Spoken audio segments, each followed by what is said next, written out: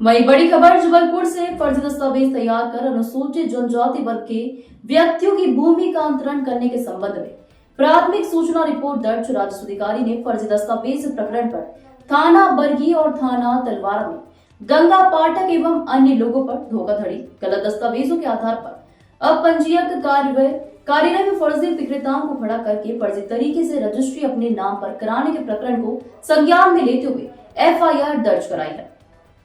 Global India TV के लिए Jabalpur bureau chief Ramakant Dubey की रिपोर्ट।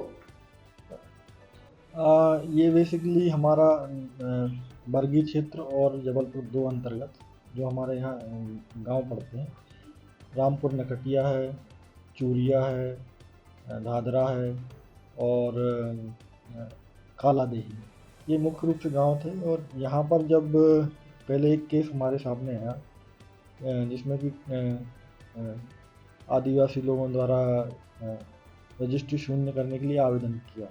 उस केस को जब हमने देखा तो 3 केस एक साथ थे। ये तीनों केस हमने पाया कि व्यक्ति उस के स्थान पर, उस भूमि स्वामी के स्थान पर अन्य भूमि स्वामी को खड़ा किया गया।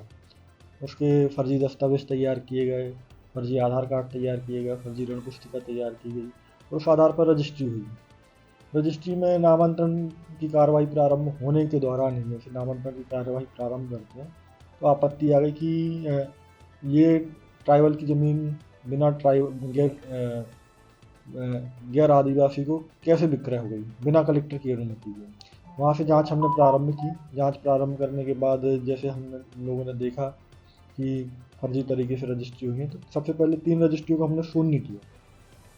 शून्य करने के साथ हम लोगों ने इसके लिए थाने को एक प्राथमिक जांच के लिए पत्र लिखा और अपने स्तर पर भी जांच हम लोगों ने प्रारंभ की। इस तरीके के जो और नामांतरण निरस्त हुए थे और हम लोगों ने अपना रिकॉर्ड देखा, साथ में कुछ शिकायतें हमारे पास आई हुई थी उनको हमने देखा, तो कुल मिला के जितनी अभी हमने पाई थी वो 11 रजिस्ट्रियाँ थीं और वो थी थाना बरगी और थाना तिलवारा अंतर्गत थी।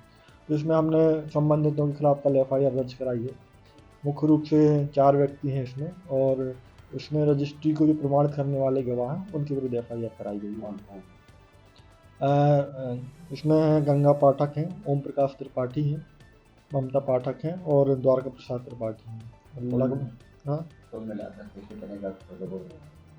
कुल एरिया अगर हम देखते हैं तो लगभग 37 एकड़ से 38 एकड़ की ज़मीन को इस प्रकार के अवैध रूप से विक्रय किया गया है। और मूल्यांकन तो मतलब मैं आपको बोलूँगा तो बहुत ज़्यादा हो जाएगा। ये तो करोड़ों में ज़मीन होगी क्योंकि उस एरिया में नेशनल हाईवे भी बन चुका है, तो ये भूमि बहुत करोड़ों की और बेशकीमती भूमि है। तो सर क्या अभी वो ज़मीन उनसे अधिग्रहण वापस करा दी गई है? बिल्कुल, मतलब जो व्यक्ति वास्तविक भूमि स्वामी है, वास्तविक भूमि स्वामी के नाम पर ही समस्त भूमियाँ हैं। अच्छी बात यह है कि किसी प्रकार का रेवेन्यू रिकॉर्ड में परिवर्तन नहीं हो पाया इन फर्जी रजिस्ट्री के आधार पर। कहीं ना कहीं ये बीच बीच में कराते रहे और रखते रहे हैं रजिस्ट्रियाँ, लेकिन चूँकि जब आई है और अभी मिला के एक साथ लिंक जो हम लोगों को प्राप्त हुई है उस आधार पर हमने ये कार्रवाई की।